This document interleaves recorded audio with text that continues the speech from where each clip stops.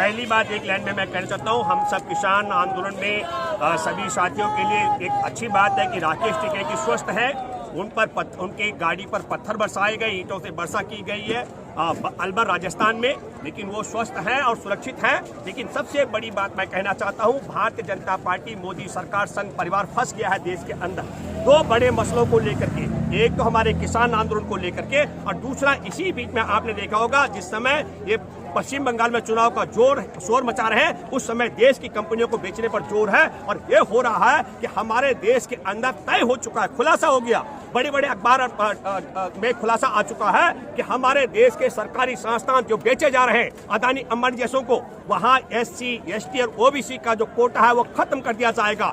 इससे आप समझ लीजिएगा इनका सुपड़ा साफ होने वाला है। पहले तो हमारे देश के अंदर जो अभी हमारे किसान जुलाई से लेकर के लड़ रहे हैं, और अभी 100 से ज्यादा दिन अभी खुले आसमान के नीचे यहाँ हो गए, 300 से ज्यादा किसानों की शहादत हो गई है। तो पहले तो हमारे देश में अन्न खाने वाले एक साथ थे ही, अब हमारे देश के अंदर SC, ST और OBC जिनका ये आरक्षण का अधिकार छीनने जा रहे हैं, वो सब गोलबंद हो रहे हैं। उससे ध्यान भटकाने के लिए दो बड़े कारण, एक हमारे किसान आंदोलन इस समय इनके पास ध्यान भटकाने का और इससे बड़ा कोई जरिया नहीं है, इसलिए जानबूझ करके संघ परिवार के इशारे पर राकेश टिकैत पर अलवर में हमला किया। मैं दावे के साथ में कह सकता हूं वो RSS के गुंडों के अलावा कोई और हो नहीं सकता। आप सीधे तौर पर आरोप लगाया, हो सकता है किसी और ने हमला किया। नहीं, कोई और हमला क्यों करेगा?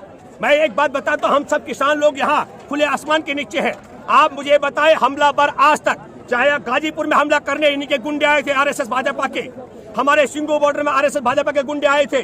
वहां पर आपने देखा होगा कि एक पत्रकार है पुनिया जो जेल में रहा, उसने एक अपराध किया, उसने इनके गुंडों की पहचान करके बताया कि कौन कौन भाजपा का कार्यकर्ता है। टीकरी में भी हमला करने वाले भाजपा RSS के गुंडे थे, और आज भी राकेश टिकैत पर हमला करके सरकारी कंपनियों को तो बेच रहा है मोदी। उससे SC, ST और OBC का जो कोटा खत्म हो रहा है, उनका आरक्षण का व्यवस्था खत्म हो रहा है, उससे ध्यान भटकाने के लिए बहुत बड़ा षड्यंत्र करने के लिए राकेश टिकैत पर हमला किया गया।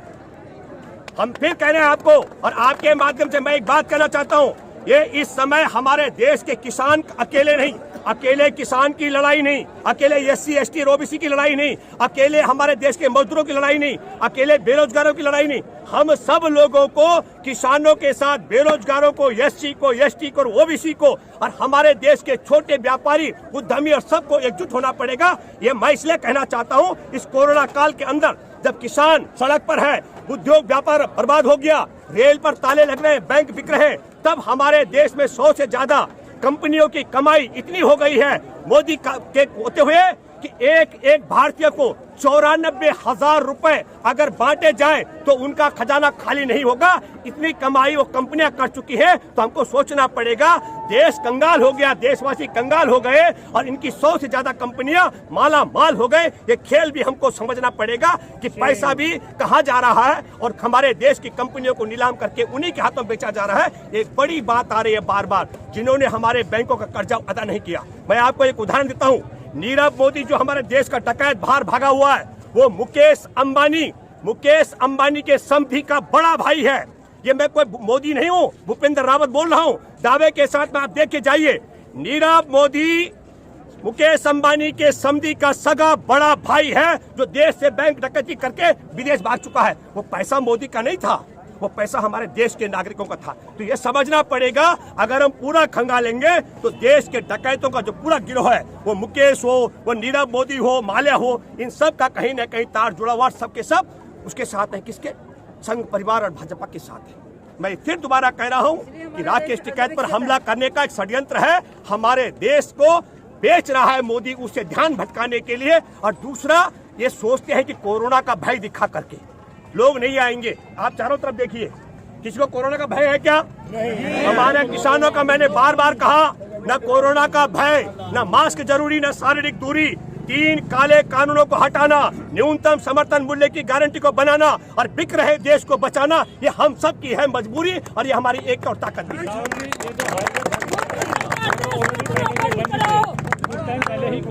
खोले गए, अभी अलवर में हमला हुआ राकेश टिकैत पर, हमें संदेश देना है पूरे देश में, उसको देने का एक ही तरीका है।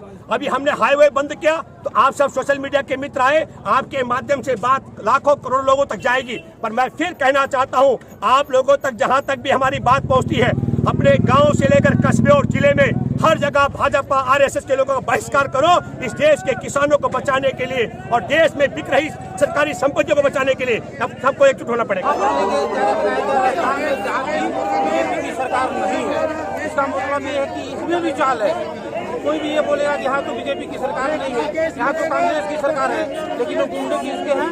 बीजेपी के हैं और वहाँ पर जाके काम किए हैं ताकि बीजेपी सरकार की बदनाम न हो और सारा